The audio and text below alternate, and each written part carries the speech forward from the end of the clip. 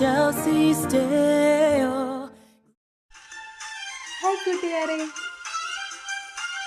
ഈശ്വര സ്നേഹമുള്ള കൂട്ടുകാരെ, കടന്നു വരുന്ന തിരുപ്പിറവിയുടെ എല്ലാ മംഗളങ്ങളും പ്രാർത്ഥനകളും കൂട്ടുകാർക്ക് ഞാൻ ആശംസിക്കുന്നു.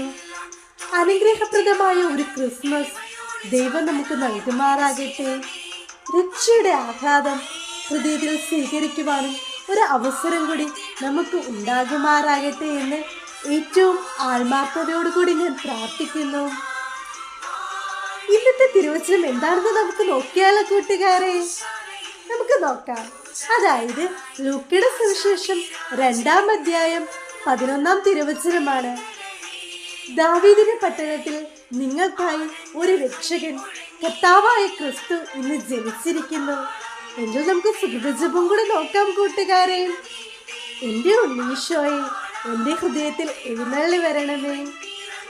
ബൈ കൂട്ടുകാരെ.